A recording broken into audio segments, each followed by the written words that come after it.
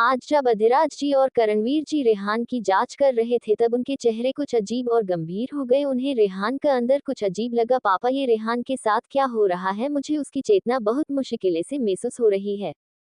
अब आगे। अधिराज जी कुछ देर किसी सोच में गम हो गए और उन्होंने रेहान का हाथ पकड़कर अपना पूरा ध्यान उसके ऊपर लगा दिया। कुछ देर बाद उन्होंने अपना हाथ पीछे लिया और करणवीर जी की तरफ देखकर बोले, तुम अभी वापस जाओ। पर पापा, रेहान, वो ठीक है, अगर कल सुबह तक उसे होश नहीं आया तो समझ लेना हम नाकामयाब हुए हैं। तुम वापस जाओ और उस बच्ची ओस को यहाँ ले आओ, साथ में बाकी बच्चों को भी लेकर आना। मैं उन सभी की कंडीशन चेक करना चाहता हूँ।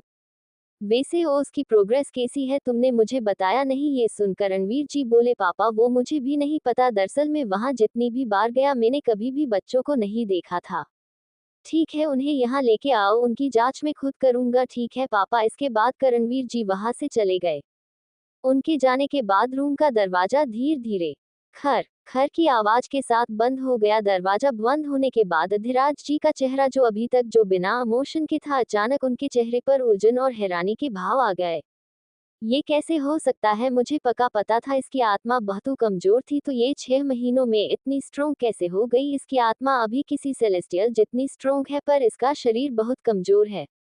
पर ये कैसे हो सकता है? एक उनावों इंसान की आत्मा इतनी स्ट्रोंग कैसे हो सकती है? मैंने आज तक इसके बारे में कभी नहीं सुना। फिर अचानक वो हंसाने लगे। हाँ हाँ हाँ, हाँ हाँ, वो किसी पागल की तरह हंस रहे थे। राजवंश परिवार, मुझे नहीं पता तुमने इतने कीमती हीरे को कैसे खो दिया। फिर वो वहां से खड़े हुए और कमरे से बाहर निकाल गए। उन्होंने जतिन, जो वहां के कमरों के देखभाल का ध्यान रखता था, उससे कहा, रेहान को कोई परेशान ना करे। फिर वो वहां से चले गए। वही रेहान जिसकी चेतना बेहोश हो गई थी, वो धीरे धीरे जागने लगी। रेहान ने अपना सर पकड़ लिया। ये मेरे सर में इतना दर्द क्यों है? धीरे धीरे रेहान शांत हुआ और उसे वह सब जो हुआ था वो याद आने लगा। रेहान ने जल्दी से अपने आप को एक बार देखा। वो एकदम ठीक था। मैं पूरे 3 घंटों से बेहोश हूँ। फिर रेहान ने खुद को शांत किया और फिर से उसने उस लॉकेट के बारे में सोचा। रेहान के लॉकेट के बारे में सोचते ही उसकी आंखों के सामने अंधेरा छा गया और देर उसने अपनी आंखें खोली तो इस बार उसके आंखों में बहुत तेज एक रोशनी गिरी, इसलिए उसने अपनी आंखें वापस बंद कर ली। तभी रेहान के कानों में एक आवाज गूंजी। ये आवाज किसी बूढ़े की थी, पर इसमें एक भरीपन और दबाव था। जैसे किसी देवता की आवाज हो। वो आवाज बहुत धीमी थी, पर फिर भी वो रेहान पर एक दबाव बना रही थी। तुमने मेरे टेस्ट को पास कर लिया है। अब तुम इस महान व्यक्ति के वंशज हो, इसलिए तुम्हें मेरी स्किल मिलती है। मेरी स्किल ब्लड के ऊपर प्रभाव डालती है। ये तुम्हारे ब्लड को पावर से भर देगा, जिससे तुम्हें तुम्हारे शरीर भी तुम्हारे बलोद के साथ स्ट्रोंग होता जाएगा। मेरी ये स्किल बहुत खास है, पर इसे समझने के लिए तुम्हें खुद ही मेहनत करनी होगी। अगर तुम इसे नहीं समझ पाए तो ये इस महान व्यक्ति की किस्मत होगी कि उसका वंश आगे नहीं बढ़ पाया। मेरी ये स्किल बहुत खास है। जब तुम इसके 3 लेवल में जाओगी तो तुम्हें पता चलेगा कि मेरी ये स्किल कितनी खास है। उस बूढ़े की आवाज में अपनी स्किल के लिए बहुत अहंकार था, जैसे ये पूरे ब्रह्मांड की सबसे ताकतवर स्किल हो और वो सबसे महान हो और बाकी सभी लोग चीटिया। रेहान, जो तेज रोशनी के कारण अपनी आंखें नहीं खोल पा रहा था, उसने गौर से पूछा, आप कौन है? पर वो आवाज अपनी आखिरी बात बोलकर दे से गायब हो गई थी। अब रेहान को कुछ नहीं सुनाई दे रहा था। तभी धीरे धीरे वो सफेद रोशनी जिसने रेहान की आंखों को बंद करने पर मजबूर किया था, वो कम होने लगी, जिससे रेहान ने धीरे धीरे अपनी आंखें खोली। पर रेहान ने जब अपनी आंखें पूरी तरह खोल ली तब उसके सामने जो था उसे देखकर उसकी आंखें फट गई। रेहान को पहले लगा था ये कोई मामूली आत्मा छाप होगी जो डेमी गॉड आराम से छोड़ सकते हैं। डेमी गॉड अपनी स्किल छुपाने और अपने लोगों को देने के लिए आत्मा छाप का इस्तेमाल करते हैं, जिससे वो जानकारी जो वो अपनी आत्मा छाप के साथ छोड़ गए हैं वो वही पढ़ सके जो वो चाहते हैं कि पढ़े। इसलिए रेहान को भी लगा उसे भी आत्मा छाप मिलेगी। पर रेहान ने ये कभी भी ये नहीं सोचा जो उसके सामने था। रेहाकम ने जब आंखें खोली तब उसके सामने एक बहुत बड़ा एक हरा मैदान था, जिसमें हर घास और कई रंग बिरंगी फूल लगे हुए थे। रेहान को उस मैदान का अंत नहीं दिख रहा था। ये कैसी जगह है? मैंने आज तक ऐसी जगह नहीं देखी है और ये पूरी जगह एक लॉकेट में बंद है। ऐसा कैसे हो सकता है? जहाँ तक मुझे पता है ऐसा कोई डेमी गॉड नहीं कर सकता है। भले ही वो लोग स्पेस को चिर सकते हैं, पर मैंने आज तक ऐसा कुछ कभी नहीं सुना है किसी ने कोई छोटी सी जगह में मैदान बंद कर दिया हो। रेहान ने अपने मन में बदबदाया। रेहान ने फिर अपने आसपास देखा, पर उसे दूर दूर तक बस हरा मैदान दिखा। रेहान ने ऊपर देखा तो आसमान एकदम सफेद था। ऊपर कोई बादल या ऐसा कुछ नहीं था। उस मैदान में एक भी पेड़ भी नहीं था। क्या उस बूढ़े ने नहीं कहा था मुझे कोई स्किल मिलेगी? ये क्या है? यहाँ तो कुछ नहीं है, कहीं उसने मुझे पागल तो नहीं बना दिया? फिर रेहान ने आगे बढ़ने के बारे में सोचा और आगे जाने लगा। रेहान उस हरे घास के मैदान में चलने लगा। रेहान जितना आगे जाता उतना उसे महसूस हो रहा था सफेद रोशनी बढ़ती जा रही है। रेहान आगे बढ़ता गया, तभी उसे अपने सामने एक तेज सफेद रोशनी आती हुई दिखी, जिससे उसकी आंखें बंद हो गई। जब रेहान की आंखें उस रोशनी को झेलने की थोड़ी आदी हुई तो रेहान ने अपनी आंखें खोली। उसे अपने सामने एक फीट लंबा क्रिस्टल दिखा जो ब्लैक और रेड कलर का था। वो किसी गोल प्लेटफॉर्म पर रखा हुआ था और उस गोल प्लेटफॉर्म के ऊपर हवा में तैर रहा था। उस गोल प्लेटफॉर्म के आसपास से कुछ चेन बंधी हुई थी जो उस क्रिस्टल से जुड़ी हुई थी। से वह प्लेटफॉर्म उस क्रिस्टल को पकड़ कर रख रहा हो कि कहीं वो क्रिस्टल कहीं भाग ना जाए। रेहान ने इस अजीब दृश्य को देखा, पर रेहान तुरंत उस चीज के पास नहीं गया।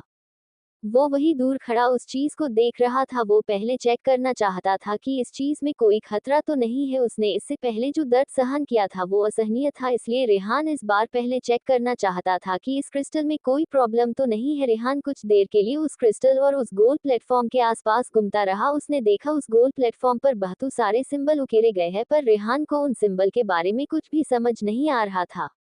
ये अजीब बात है, ये क्रिस्टल है रेड और ब्लैक कलर का, पर इसमें से सफेद रोशनी क्यों निकल रही है? यहाँ सभी चीजें इतनी अजीब क्यों है? ऊपर से उस बूढ़े इंसान ने भी नहीं बताया कि ये सब है क्या और चला गया। चलो अब कोई चारा नहीं है, इतना दर्द है, एक बार देख ही लेता हूँ कि ये है क्या।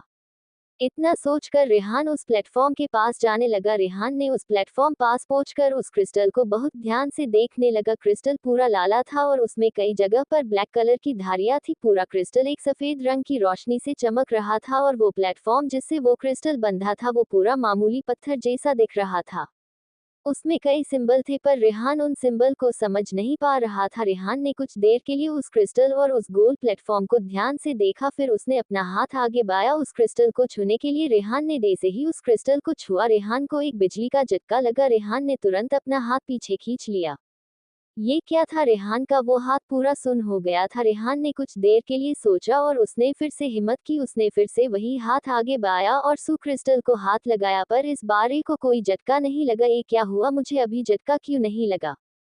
तभी रेहान को कुछ अजीब महसूस हुआ, इसलिए वो अपना हाथ उस क्रिस्टल से वापस लेने लगा, पर अचानक रेहान को रियलाइज हुआ कि वो अपना हाथ पीछे नहीं ले पा रहा है। ये देख रेहान डर गया।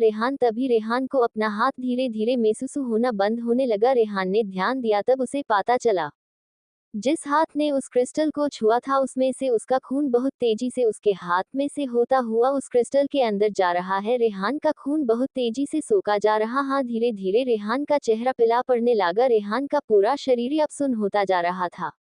रेहान अपने पूरी ताकत लगा दी उस क्रिस्टल से दूर जाने की, पर वो कुछ भी करे वो अपना हाथ उस क्रिस्टल से हाथ ही नहीं पा रहा था। क्या मैं ऐसे ही कुत्ते तीन की मौत मरूंगा? रेहान खुद में ही बदबदाया।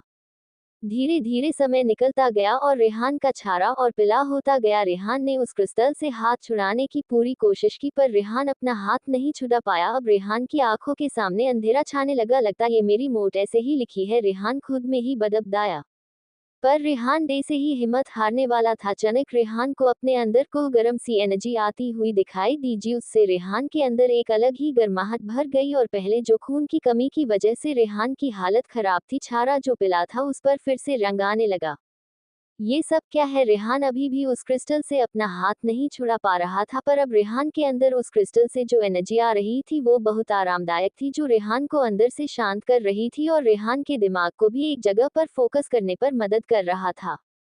कुछ देर तक ऐसा ही चलता रहा। रेहान अब उस एनर्जी के साथ एकदम शांत हो गया था। वो वहां अपनी आंखें बंद कर कर खड़ा था, जैसे वो सो गया हो। तभी अचानक रेहान को एक जोरदार झटका लगा, जिससे रेहान वहां से 10 फीट दूर जाकर गिरा।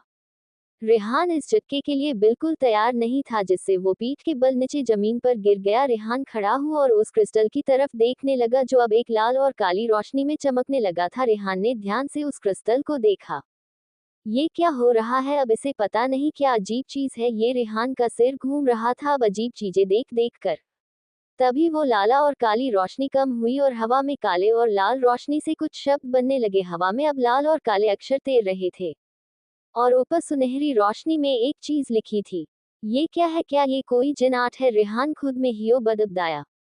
रेहान ने एक गहरी सांस ली और उसकी आंखों में एक चमक देखी जा सकती है। चलो जो भी हो, इसे एक ऐसे इंसान ने पीछे छोड़ा है जो ए लॉकेट के अंदर एपीआई दुनिया बना सकता ही, तो जरूर वो बहुत ताकतवर होगा।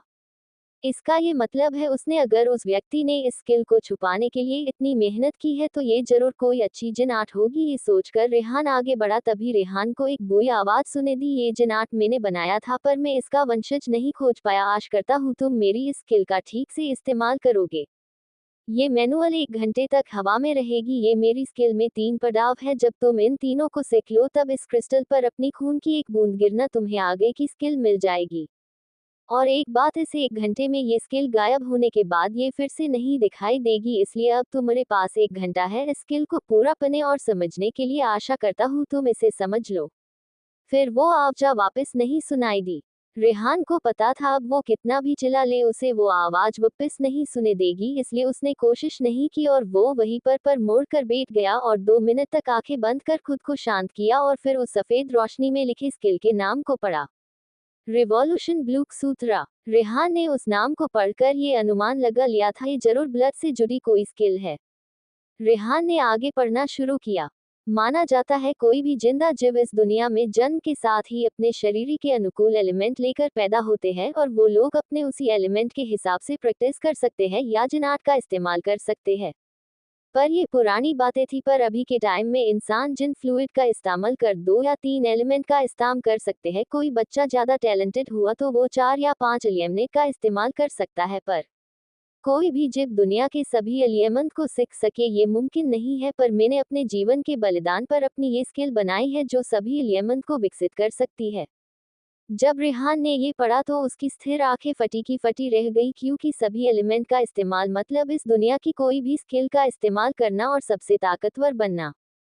अभी सभी इंसान डेविल सोल पर निर्भर है। डेमी गोद भी जो एलिमिनेट की पावर उसे करते हैं वो ज्यादा देर नहीं चली, क्योंकि ये इंसान की ताकत को बहुत जल्दी खत्म कर देता है। पर फिर भी डेमी गोद जितने पावरफुल होंगे उनके हमले भी उतने पावरफुल होंगे, जिससे वो अपने एलिमेंट का इस्तेमाल कर एक सीक्रेट बलोद एलियन को भी मार सकते हैं। रेहान ने आगे पढ़ना चालू रखा। उसमें लिखा था अगर कोई मेरी इस स्किल में महारत हासिल करता है तो वो इंसान सभी एलिमेंट्स में अपना पूर्ण कंट्रोल हासिल कर सकता है, और वो अगर इस स्किल को सीखना शुरू करता है तो वो इंसान सभी एलिमेंट से भी प्रोटेक्ट रहेगा। मतलब कि जो भी इस स्किल को सीखेगा उसके खून में एक बदलाव आएगा, और मेरी इस तकनीक के 3 पड़ाव में पहुंचते ही उस इंसान को उसका खून एक अलग ही खून में बदलाव लाएगा जो उसकी बॉडी को फिर से बनाएगा, जिससे उस इंसान को एक ऐसी बॉडी हासिल होगी जो सभी एलिमेंट के खिलाफ की रक्षा करेगी। जैसे अगर कोई इंसान पानी के एलिमेंट को हासिल करता है तो उस इंसान को बर्फ और पानी और ठानी हवाओं से कोई फर्क नहीं पड़ेगा, पर इसके लिए उस इंसान को मेरी इस स्किल का सबसे ऊपरी पड़ाव पार करना होगा, वरना शुरुआत में ये आपको एक मामूली इंसान से बात थोड़ा बहुत ज्यादा बचाव देगा एलिमेंट के खिलाफ। रेहान ने आगे और दिलचस्पी से पता गया, पर उसमें एक चीज लिखी थी जो रेहान को समझ नहीं आए। इस स्किल को प्रैक्टिस करने पर किसी भी चीज पर पता लगे कब्जे का क्या मतलब है। रेहान ने आगे पढ़ा एक बार जब कोई इस स्किल को सीखना शुरू करेगा तब मेरी ये स्किल उसे वो देखने देगा जो दुनिया से परे होगा। रेहान जितना आगे उस स्किल को पढ़ता गया उसका चेहरा उतना ही उत्साह से भर गया। उसके चेहरे पर एक ऐसी खुशी थी जो छिपाए नहीं छिप रही थी। वैसे भी रेहान का दिमाग अभी कितना भी ट्रेन हो गया हो, भले ही उसका दिमाग और दिल हर परिस्थिति में शांत रहता हो, पर फिर भी वो अभी 8 साल का ही था और उसकी ताकत की चाहत में उसे जो मिला था वो एक ऐसी चीज थी जो किसी और के पास नहीं थी। रेहान ने उन सभी शब्दों को अपने दिमाग में स्टोर कर दिया। वैसे भी बचपन से रेहान बहुत तेज था, पढ़ाई में वो किसी भी चीज को कुछ ही देर में याद कर लेता था, इसलिए रेहान को भी उस सभी वर्ड्स को याद करने में ज्यादा मुश्किल नहीं हुई। भले वो सिर्फ लेवल 3 तक की तकनीक थी, फिर भी वो बहुत बड़ी थी। पर रेहान ने शांत दिमाग के साथ हर एक शब्द को वर्ड टू वर्ड याद कर लिया। फिर रेहान ने अपनी आंखें बंद की और उस सभी चीजों को अपने दिमाग में एक बार याद करने लगा। रेहान ने उस स्किल के 3 लेवल को पूरी तरह अपने दिमाग में उतर लिए। तभी वो समय भी खत्म हो गया जब और वो मैनुअल हवा में से गायब हो गई। तभी रेहान को अचानक एक झटका लगा और वो तुरंत अपनी बॉडी में वापस आ गया। रेहान ने महसूस किया कि अब वो धीरे धीरे अपने शरीर को महसूस कर पा रहा था, पर बहुत टाइम से लेट रहने के कारण उसकी पूरी बॉडी अकाद गई थी, जिससे वो अभी अपने हाथ पर नहीं हिला पा रहा था। वही दूसरी तरफ अधिराज जी के कहने पर करणवीर जी सभी बच्चों को उनके पास ले आए थे। साथ में प्रीतम जी, रंजित जी, प्रिया जी और मिराज जी भी वही आ गए थे। जब प्रिया जी ने सुना कि रेहान को सुबह तक होश आ सकता है तो उनसे रहा नहीं गया और वो वहां जाने की जिद करने लगी, इसलिए बाकी सब भी साथ आ गए।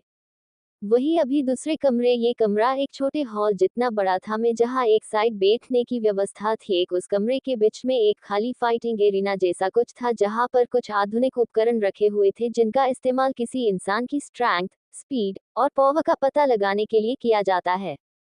वही आधिराज जी वही एक सिंगल सोफे पर बैठे थे और करणवीर जी उसकी दूसरी साइड वाले सोफे पर बैठे थे। बाकी सभी बड़े उनके समनबे वाले 3 सोफे पर बैठे थे और सभी बच्चे लाइन में खड़े थे। उसने आज पहली बार अधिराज जी को देखा था, वो उन्हें टुकुर टुकुर देखे जा रही थी। तभी अधिराज जी जो चाय पी रहे थे उन्होंने अपना चाय का कप नीचे रखा और ओ को देखकर हल्के से हंसे। हाँ हाँ हाँ, कितनी प्यारी बच्ची है, यहाँ आओ ओज। ये सुन ओज थोड़ा डर गई, पर तभी प्रिया जी ने उससे कहा बेटा जाओ, वो आपके परदादा जी है। ये सुन ओज आगे बढ़ी और अधिराज जी के पास जाकर खड़ी। अधिराज जी ने अपना हाथ आगे बढ़ाया और प्यार से उसके सर पर हाथ फेरा और कहा तुम बहुत प्यारी हो। ये सुन ओज ने कहा आप भी बहुत हैंडसम परदादा जी। ये सुन अधिराज जी हंसने लगे, साथ में ओज भी खिलखिलाने लगी। वही उन दोनों को देख बाकी सबके चेहरे पर भी स्माइल आ गई। वही अक्षता जो सभी में सबसे ज्यादा जलनखोर और सबकी लाडकी थी, वो आ गए बड़ी और ओज के बाजू में जाकर बोली, पादाजी आप ऐसा नहीं कर सकते, आपने मुझे भी क्यूट कहा था, इसका मतलब मैं क्यूट हूँ और आज अब ओज को क्यूट कह रहे हैं। आज आपको फैसला करना होगा कि हम दोनों में से सबसे ज्यादा क्यूट कौन है, वरना मैं आपस से नाराज हो जाऊंगी। और फिर अपना मुंह दूसरी साइड फेर लिया। तो अब आगे क्या होने वाला है इनकी जिंदगी में, क्या इनकी लाइफ ऐसे ही हंसी खुशी चली रहेगी और क्या होगा, जानने के लिए बने रहिए। उसकी ऐसी बचकानी हरकत देख सभी हंसने लगे। वही अक्षता ने अपना और मुंह फुला लिया। ये देख ओस बोली, नहीं अक्षता दी मुझसे बहुत क्यूट है, पर दादाजी ने बस मुझे क्यूट कहा, उन्होंने ये कब कहा कि मैं अक्षता दी से भी क्यूट हूँ। उसकी ऐसी बचकानी हरकत देख सभी हंसने लगे। वही अक्षता ने अपना और मुंह फुला लिया। ये देख ओस बोली, नहीं अक्षता दी मुझसे बहुत क्यूट है, पर दादाजी ने बस मुझे क्यूट कहा, उन्होंने ये कब कहा कि मैं अक्षता दी से भी क्यूट हूँ। ये सुन अक्षता ने अधिराज जी की तरफ देखा और कहा सच दादाजी, ओज जो बोल रही है वो सच है। ये सुन अधिराज जी ने हाँ में सर हिला दिया, जिससे अक्षता का सर गर्व से ऊपर उठ गया। वही अधिराज जी ओज की समझदारी देख हैरान थे। वो साफ देख पा रहे थे कि ओज अपनी उम्र से बहुत ज्यादा समझदार है। उन्होंने अपनी आंखें से खोदी और ओज की शारीरिक शक्ति देखने की कोशिश की।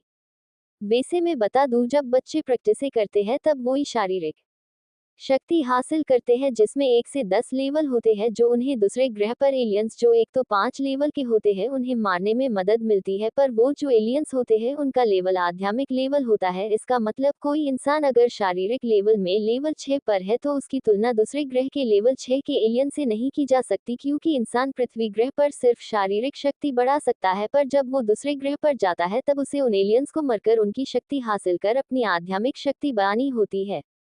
जब अधिराज जी ने ओस की शहरी शक्ति देखने की कोशिश की तो वो थोड़े हैरान हो गए। उनकी चेहरे के हाव भाव बदल गए, जिसे देख पास ही में बैठे करणवीर जी बोले, पापा क्या आपको भी कुछ अजीब लगा? अधिराज जी ने कुछ देर बाद अपने चेहरा नॉर्मला कर दिया और करणवीर जी को कोई जवाब नहीं दिया। उसके बजाय उन्होंने उसके छोटे से हाथ को पकड़ लिया और कहा, चलो अपने परदादा को देखने दो कि तुम्हें कितनी प्रैक्टिस की जरूरत है। इतना बोल उन्होंने अपनी शक्ति से ओस की अंदर जांच करने लगे, पर कुछ देर बाद उनके भाव फिर से बिगाड़ गए। उनका चेहरे के अजीब भाव देखा ओस बोली, क्या हुआ पर दादाजी, कोई गड़बड़ है?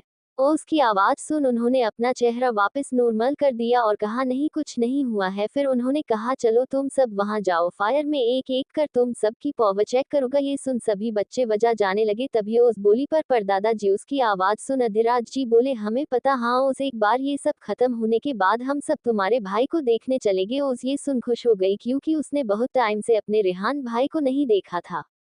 वो भी बाकी बच्चों के साथ उस तरफ चली गई जहां सभी मशीनें रखी। उनके जाने के बाद अधिराज जी बोले, ओज में कुछ तो अजीब है। ये सुनकर रणवीर जी और बाकी सब भी गंभीर हो गए। तभी प्रीतम जी बोले, दादाजी ओज में सच में बहुत अजीब चीजें हैं, अपने अभी देख ही लिया होगा।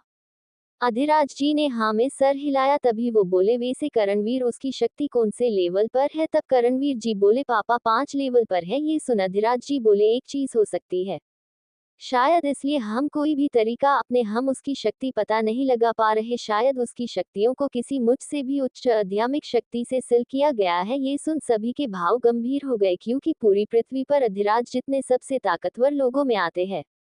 फिर भी वो कह रहे हैं उसकी पावर को किसी और ताकतवर एनर्जी ने सील किया है। तभी अधिराज जी ने सभी को सोच में डूबे देखा तो वो बोले इस बात को जाने दो, बस ध्यान रहे उस पर बाहर का कोई इंसान उसके संपर्क में ना आए। और वैसे भी मैंने इन भाई बहन की जोड़ी के बारे में सोचना छोड़ दिया है, क्योंकि दोनों ही कोई गहरा रहस्य छुपा रहे हैं। तभी करणवीर जी बोले पापा शायद आपको ये बात जाननी चाहिए, वो जो आध्यात्मिक धमाका कुछ महीनों पहले हुआ था वहां पर खोज के दौरान ये पता चला है कि वहां पर धमाके से पहले बहुत उच्च आध्यात्मिक तत्व थे। ये सुन अधिराज जी बोले और वो कौन से एलिमेंट के तत्व थे? अधिराज जी ने मन में कुछ सोच लिया था पर वो करणवीर जी से ही सुनना चाहते थे। ये सुन करणवीर जी बोले अपना अनुमान लगा ही लिया होगा शायद, फिर भी बता दूं ये स्पेस तत्व थे और ये तत्व बहुत उच्च गुणवत्ता के थे। ये सुन अधिराज जी बोले इसका मतलब वहां कोई आयामी सुरंग खुली थी? ये सुन करणवीर जी ने हाँ में सर हिलाया। तभी करणवीर जी बोले जिस दिन ये धमाका हुआ उसी दिन ओस और रेहान मिले और इतनी सारी अजीब चीजें, आपको कुछ गड़बड़ नहीं लगती? अधिराज जी और करणवीर जी ओस और रेहान के बारे में बात कर रहे थे, वही बाकी परिवार वाले उन दोनों की बातें सुन रहे थे। तभी अधिराज जी ने कहा भूल जाओ ये सब, जब वक्त आएगा तक सच खुद ब खुद सामने आ जाएगा। फिर वो आगे बढ़े और सभी बच्चों के पास चले गए, बाकी सभी भी उनके पीछे निकल लिए। अधिराज जी बच्चों के पास पहुंचे और सबसे पहले अक्षत से उन टेस्ट को देने को कहा। अक्षत आगे बढ़ा और उसने बारी बारी सभी टेस्ट दिए। टेस्ट खत्म होने के बाद सच में तुम बहुत काबिल हो अक्षत, लेवल 5 के पिक पर सच में बहुत अच्छा है। चलो अब विनीत आगे बढ़ो। जी बड़े दादाजी, इतना बोल विनीत ने टेस्ट दिया। सच में इस बार सूर्यवंशी परिवार की पीढ़ी सच में बहुत टैलेंटेड है। विनीत की उम्र में सिर्फ लेवल 4 के पिक पर था पर विनीत पहले से लेवल 5 में कदम रख चुका है। ये सुन विनीत बोला बड़े दादाजी आपको अपनी तरफ बचकर रखनी चाहिए क्योंकि अक्षता अभी बाकी है। ये सुन सभी मुस्कुरा दिए। फिर अक्षता तुम जाओ। ये सुन अक्षता आगे बढ़ी, उसका सर ऊंचा था जैसे कई की महारानी हो। अक्षता ने भी सभी टेस्ट दिए जिसका रिजल्ट देख अधिराज जी बहुत खुश हुए। वाह वाह, तुम अक्षत और विनीत से भी छोटी हो फिर भी तुम पहले से लेवल 6 पर हो। अपनी तरफ सुन अक्षता हवा में पहुंच गई। फिर वान्या की बारी आई। वान्या का रिजल्ट लेवल 3 पिक पर था, जिससे वान्या उदास हो गई। ये देख करणवीर जी उसके सर पर हाथ रखकर बोले वान्या बेटा उदास नहीं होते, भले तुम्हारा लेवल कम है पर यहाँ सभी जानते हैं हमारी वान्या को लेवल से ज्यादा रिसर्च में ज्यादा इंटरेस्ट है और तुम में जो पसंद है तुम्हें वही करना चाहिए। अलग अलग ग्रह पर रिसर्च। ये सुन वान्या खुश हो गई। फिर अधिराज जी ने भी उसकी थोड़ी बहुत तारीफ की जिससे उसका मूड वापस पहले जैसा हो गया। फिर अधिराज जी ओस की तरफ मुड़े और कहा चलो ओस बेटा अब आपकी बारी है। ये सुन ओस भी आगे बढ़ी। ओस ने भी एक एक कर सभी टेस्ट देना शुरू किया पर उसके रिजल्ट देख सभी की आंखें बाहर आने को थी। अधिराज जी ने एक गहरी सांस ली और कहा सच में मुझे विश्वास नहीं होता इतनी कम उम्र में इस लेवल पर पहुंचा जा सकता है। करणवीर जी ने भी हाँ भरी। तभी प्रीतम जी बोले ये कैसे हो सकता है, पर मैंने 3 महीने पहले सभी का रिजल्ट देखा था। ओस लेवल 5 पर थी पर अब ये लेवल 7 के मिड में है। मुझे यकीन ही नहीं हो रहा है। बाकी सभी की प्रतिक्रिया भी ऐसी ही थी। तभी अधिराज जी ने सभी को कहा याद रहे ये बात हम सब में से कभी भर नहीं जानी चाहिए और तुम बच्चों याद रहे ये बात किसको नहीं बताने हैं वरना उस पर कोई खतरा आ सकता है। ये सुन सभी ने हाँ में सर हिलाया। अक्षत आगे आकर बोला दादाजी चिंता मत कीजिए हम किसी को भी कुछ नहीं बताएंगे। अक्षता भी बोली हाँ दादाजी आप चिंता मत कीजिए हम किसी को भी कुछ नहीं बताएंगे। करणवीर जी और बाकी सभी ने भी सर हिला दिया। तभी रंजित आगे आकर बोला चलो आज ओस ने बहुत अच्छा रिजल्ट दिया है इसलिए मैं जो गिफ्ट देने की बात की थी वो ओस को मिलेगा। ये सुन सभी ने तालियां बजाई। रंजित जी ने ओस कजे गले में एक पंडित पहनाया और कहा ओस ये हमारे खदान का पेंडेंट है, इसमें एक एक माइंड क्रिस्टल है जो तुम्हें अपना दिमाग शांत रखने में मदद करेगा। ये बहुत हाई लेवल का नहीं है क्योंकि इसे मैंने अपनी शक्तियों से बनाया है, फिर भी ये तुम्हारे बहुत का आएगा। ये सुन उसने कहा ये बहुत बढ़िया है चाचा जी, ये बहुत सुंदर है। ये सुन रंजित दी स्माइल करने लगे और प्रीतम जी की ओर देखकर कहा भाई मुझे आज सच में आपसे जलन हो रही है क्योंकि ओज अब आपकी बेटी बन गई है। ये सुन प्रीतम जी स्माइल करने लगे और उनका चेहरा इतना चमक रहा था जैसे रोशनी का दिया हो। तभी प्रिया जी बोली ठीक है आपको अफसोस करने की जरूरत नहीं है। फिर प्रिया जी हल्की स्माइल के साथ बोली ऐसा कीजिए आप अक्षत को रख लीजिए और हमें वान्या दे दीजिए, कुछ दे बेहतर होगा आपके लिए। ये सुन रानुजित जी ने कहा नहीं बिल्कुल नहीं, मैं अपनी वान्या को किसी को नहीं दूंगा, लेने हैं तो इस माँ के लाडले को एक्सचेंज कर लीजिए। वही अपने बड़ों की बात सुन अक्षत और विनीत का चेहरा रोने जैसा हो गया। वही वान्या अक्षता और ओज उन दोनों का चेहरा देख हंसने लगे। सभी लोग विनीत और अक्षत के चेहरे देख हंस रहे थे। तभी ओज बोली, दादाजी अब हम भाई से मिल सकते हैं। ये सुनकर रणवीर जी ने, आहा हाँ हम मिल सकते हैं, चलो अब तुम्हें तुम्हारे भाई से मिलवा देते हैं, वरना तुम कहीं यही चिंता में बेहोश ना हो जाओ। इतना बोल अधिराज जी सभी को उस रूम की ताक ले जाने लगे। जगह रेहान को रख जा रहा था, पर तभी अधिराज जी बोले, पर ओज बेटा हमें नहीं पता रेहान जाग पाएगा कि नहीं, क्योंकि उसके जागने का बाद एक अंदाजा था वो कि शायद उसे अब तक जाग जाना चाहिए। मैं समझती हूँ दादाजी, ठीक है। भले ही अभी के जमाने में सभी बच्चे पैदा होते ही दिमाग से बहुत तेज होते हैं, पर अधिराज जी ने अपने मन में ही कहा, उसकी समझदारी किसी बड़े की तरह है, जैसे उसने ने बहुत कुछ अनुभव किया हो। फिर अधिराज जी ने कुछ नहीं कहा और सभी को उस रूम की तरफ ले जाने लगे।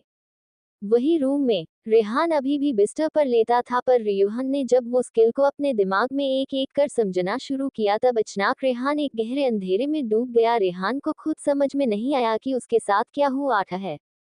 रेहान ने जब वो शब्द अपने दिमाग में उकेरना शुरू किया, तब उसकी आत्मा अचानक एक अंधेरे रसातल में डूब गई। रेहान अचानक एक गहरे ध्यान में चला गया। रेहान को अचानक अपने दिमाग में वही स्किल की जानकारी एक एक कर दिखने लगी। उस स्किल के हर एक शब्द उसके सामने सुनहरे रंग में चमक रहे थे। रेहान ने एक एक कर उन शब्दों को पढ़ना शुरू कर दिया। विश्व विरोधी स्वर्गीय मैनुअल, जिसे रिवॉल्यूशन ब्लड कहा जाता है, स्वर्ग के अंत में और दुनिया की गहराई की अनंतता में ब्रह्मांड अस्तित्व में आया और रास्ता हमेशा के लिए फैला हुआ है। बिजलती तड़प उठी, गदगदाहट रुक गई, ठंड ने कष्ट दिया, बर्फ नष्ट हो गई, हवा विलाप करने लगी, बादल दुखी हो गए, पर्वत दुखी हो गए, ज्वाला रो पड़ी। दिए ब्रह्मांड के तत्वों का निर्माण हुआ, जीवन की शुरुआत हुई। हर जीव का जीवन तत्वों से जुड़ता गया, हर जीव और प्राणी तत्वों का इस्तेमाल करने लगा, पर कोई भी जीव ये नहीं कह सकता कि उसने उन तत्वों को पूरी तरह काबू कर लिया है। दुनिया में हर तत्व इंसान के उपयोग में ली गई तकनीकों को स्ट्रॉन्ग बनाने के लिए है, पर कोई कभी ये दावा नहीं कर सकता कि वो कभी तत्व या एक भी तत्व पर महारत हासिल कर सकता है। पर जैसे जैसे ब्रह्मांड का उदय हुआ, वैसे वैसे दुनिया में ऐसे कई देवता का जन्म हुआ जिनके पास तत्वों का पूर्ण नियंत्रण था, पर जैसे जैसे समय आ गए, बड़ा देवताओं का वजूद मिटता गया।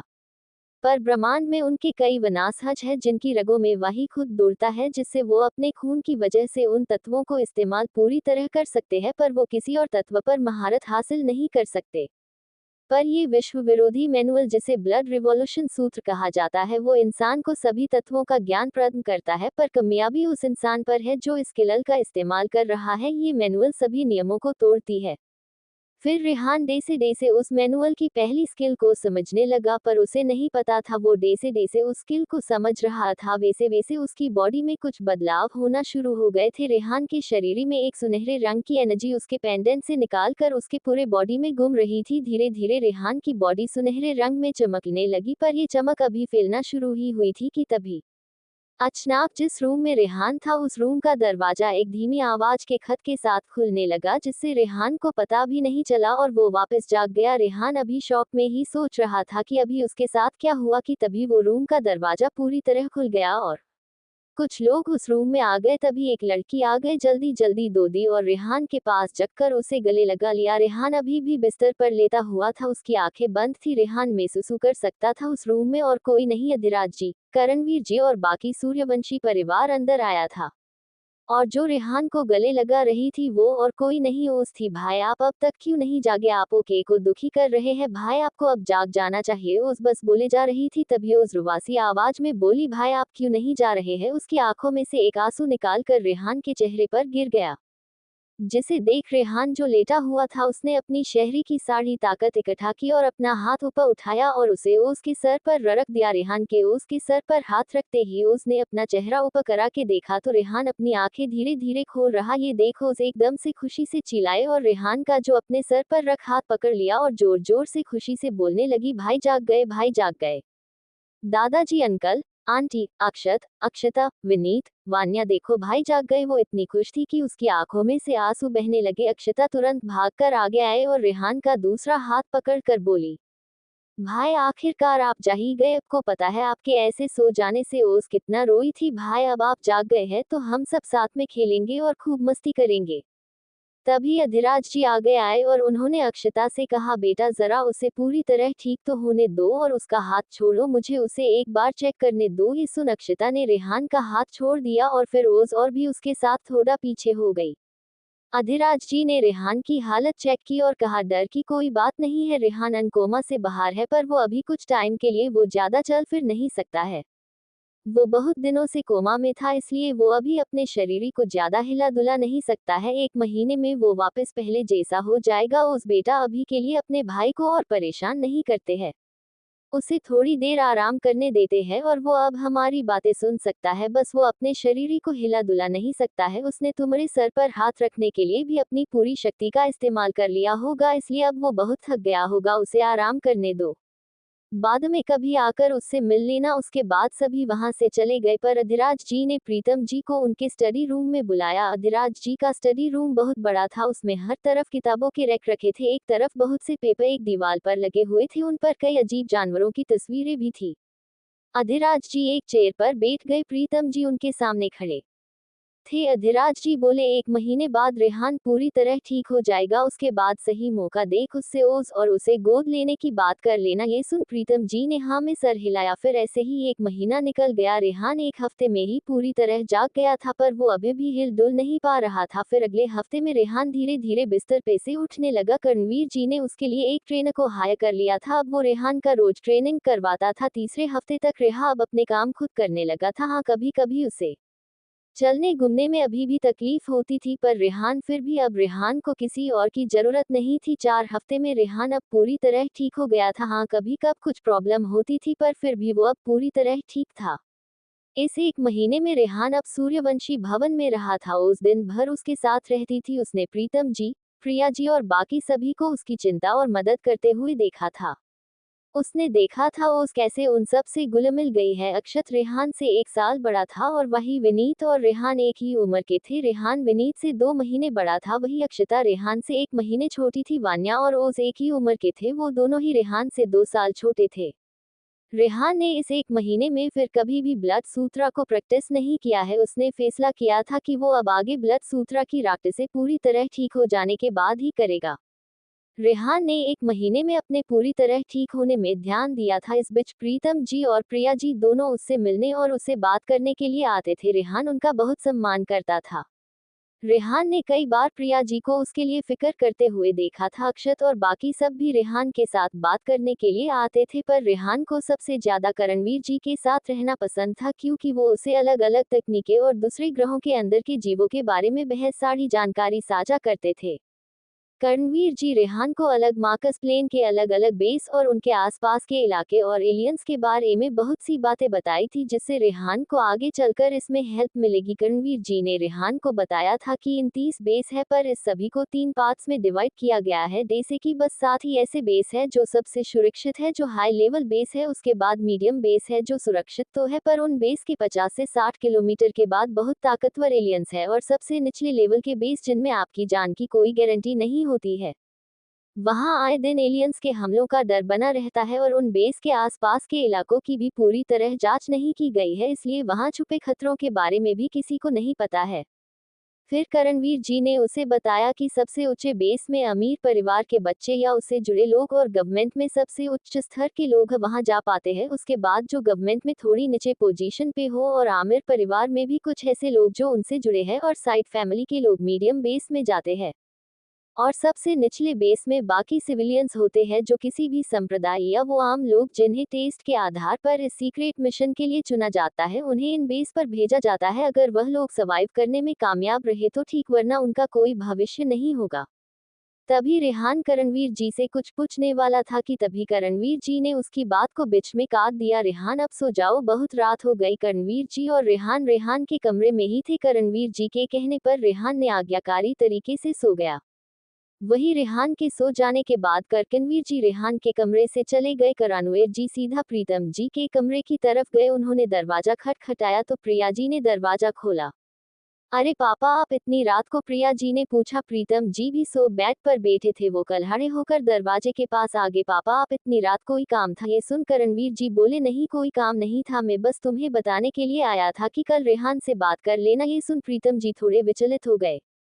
ये देख करणवीर जी बोले, क्या हाउ, क्या तुम अब उसे गोद लेने नहीं चाहते? ये सुन प्रीतम जी से पहले प्रिया जी बोली, पापा दरअसल बात ये नहीं है, ये डर रहे हैं कि रेहान मन ना कर दे, इसलिए हम अब तक उससे बात नहीं कर पाए। हमने सोचा था कि रेहान को कुछ और महीने यहाँ रोक लेंगे और धीरे धीरे बात आगे बढ़ाएंगे। सुनकर रणवीर जी बोले चलो पहले अंदर चलो। फिर कमरे में आकर करणवीर जी बोले तुम दोनों की बात तो सही है, उसने मुझसे 2 बार कहा चुका है कि जब वो ठीक हो जाएगा तो वो यहाँ और नहीं रुकेगा हमारा काम बनाने के लिए। मैंने अब तक रेहान को जितना जाना है और उसके बारे में हमें जो इन्फॉर्मेशन मिली है उससे ऐसा लगता है कि उसने शायद बहुत कुछ सहा है। मैंने अब तक उसे ज्यादा किसी से खुलकर बात करते हुए नहीं देखा है। अक्षत रेहान से 1 साल बड़ा है, फिर भी अक्षत दे से बात करता है। दे से उसमें अभी भी बचपना है, पर रेहान की आवजा में मुझे किसी बड़े जैसी फीलिंग आती है, शायद उसका बचपना ही गायब हो गया है।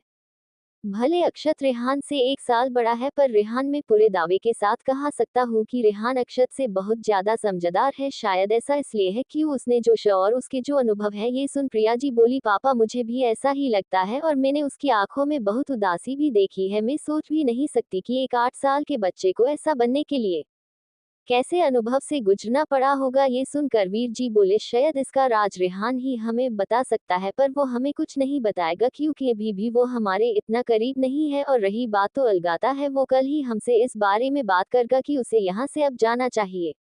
इसलिए मैं चाहता हूँ कि तुम और प्रिया उसे किसी भी तरह मनाओ कि वो यहाँ रहे। कल तुम दोनों उससे अकेले में बात कर लेना। इतना बोलकर रणवीर जी खड़े हुए और वहां से चले गए। वही पीछे प्रीतम जी बोले प्रिया तुमने क्या सोचा है, हम रेहान से कैसे बात करेंगे। तो प्रिया जी बोली मुझे नहीं पता हम रेहान से कैसे बात करेंगे, पर हमें ये कारण नहीं होगा इससे पहले कि रेहान यहाँ से जाने के बारे में हमसे कहे, हमें उससे पहले उससे बात करनी होगी। प्रीतम जी ने भी हाँ में सिर हिलाया, हम कल सुबह नाश्ते के बाद ही उससे बात करेंगे। वही दूसरी तरफ रेहान के कमरे में करणवीर जी के जाने के 5 मिनट बाद रेहान ने धीरे धीरे अपनी आंखें खोली। रेहाना अपने बिस्तर पर उठकर बैठ गया और अपने चेहरे पर आए पसीने को पोंछा। बच गया, एक डेमी गोद के सामने नाटक करना बड़ा मुश्किल है। वो तो अच्छा हुआ दादाजी ने अपनी शक्ति को दबा लिया है, वरना वो मेरा बनातक एक ही झटके में पकड़ा लेते। करणवीर जी के जाने के बाद रेहान ने अपनी आंखें खोल ली थी। वो उठकर बैठ गया, उसने अपने पर क्रॉस के और ध्यान की मुद्रा में बैठ गया। फिर रेहान ने अपने दिमाग में ब्लड सूत्रा की सारी जानकारी एक एक कर उसके दिमाग में घुमने लगी। रेहान ने जिस तरह पहला स्टेज लिखा वैसे उसने अपने बॉडी में एनर्जी वैसे घुमाना शुरू कर दिया। ब्लड सूत्रा या ये कहे कि विश्व विरोधी मैनुअल का पहला स्टेज बॉडी रिफाइनिंग प्रत्यहन ने एक बार जैसे जैसे उस मैनुअल में लिखा था वैसे वैसे एनर्जी फ्लो की, पर रेहान को कुछ भी अजीब नहीं लग रहा था। फिर रेहान ने एक बार एनर्जी फ्लो को याद कर लिया। ब्लड सूत्रा का एनर्जी फ्लो बहुत ही मुश्किल था, रेहान भी उसे ठीक से याद नहीं कर पा रहा था। करीब 3 घंटे बाद रेहान को आखिरकार वो एनर्जी फ्लो याद रह गया। रेहान ने अपनी आंखें खोली, उसके चेहरे पर एक चमकीली मुस्कान थी। रेहान ने एक बार घड़ी की तरफ देखा तो अभी रात के 2 बज रहे थे। चलो मैं सभी मूव्स की प्रैक्टिस से कर ही सकता हूँ, इतना बोल रेहान अपनी जगह से खड़ा हुआ। रेहान ने इसलिए इसे 1 महीने प्रैक्टिस से नहीं की क्योंकि इस ब्लड सूत्र को सीखने के लिए एनर्जी फ्लो का इस्तेमाल कर बॉडी को मूव करना पड़ता है और वैसे ही अलग अलग तकनीकें आजमानी पड़ती है, तभी ये पहला चक्र पूरा होगा। रेहान के कमरे में एक कोने में थोड़ी खाली जगह थी, वह कुछ भी नहीं रख था क्योंकि वो मेडिटेशन और एक्सरसाइज करने के लिए खाली रख हुआ था। रेहान वहां बीच में जाकर खड़ा हो गया। रेहान ने एक बार फिर से उन सभी मूव्स को याद किया जिससे रेहान के सामने वो मूव तैरने लगे। रेहान ने सबसे पहले एनर्जी फ्लो को अपने राइट लेग और लेफ्ट हैंड में फोकस किया, फिर लेफ्ट हैंड में से वही एनर्जी फ्लो को राइट हैंड में ले गया, फिर ऐसे ही राइट लेग से एनर्जी फ्लो लेफ्ट लेग में, फिर गलेर में, फिर सर में। ऐसे ही रेहान ने उस मैनुअल में लिखे हर एक मूव को बड़े ध्यान से करने लगा, पर 3 बार उसका एनर्जी फ्लो बीच में ही टूट जाता था क्योंकि उसमें वो हाथ और पैर में एनर्जी फ्लो ठीक से फ्लो कर ले पा रहा था, पर उसके दिल के पास जो एनर्जी वाहिका थी वो उस तक ठीक से एनर्जी फ्लो पहुंचा नहीं पा रहा था क्योंकि रेहान को वहां एनर्जी फ्लो लग जाने पर दिल में एक सुई चुभने जैसा दर्द होने लगता है। और वैसे भी रेहान के लिए एनर्जी फ्लो को कंट्रोल करना और भी मुश्किल हो रहा था क्योंकि रेहान की एनर्जी मेरिडियन जन्म से ही डैमेज थी, वो ज्यादा एनर्जी भी इकट्ठा नहीं कर पाता था। पे रेहान ने हार नहीं मानी, वो किसी तरह कोशिश करता रहा। 5 बार 7.8.9.10 बार रेहान असफल रहा, पर रेहान ने अपना आत्मविश्वास नहीं खोया। वो वही पैर क्रॉस करके बैठ गया और सोचने लगा कि उससे कहाँ कहाँ गलतियां हो रही थी। रेहान अपने बुदबुदाया, जहाँ तक मुझे पता है किसी भी स्किल को प्रैक्टिस करने से पहले उससे जुड़ा जीन फ्लूइड पीना पड़ता है, तो ऐसा हो सकता है मेरे असफल होने की वजह यही हो। नहीं नहीं, रेहान ने खुद ही अपने तर्क को नकार दिया, ऐसा कैसे हो सकता है, उस मैनुअल में भी ऐसा कुछ नहीं है और उस बूढ़े अकादमी ने भी मुझसे कुछ नहीं कहा।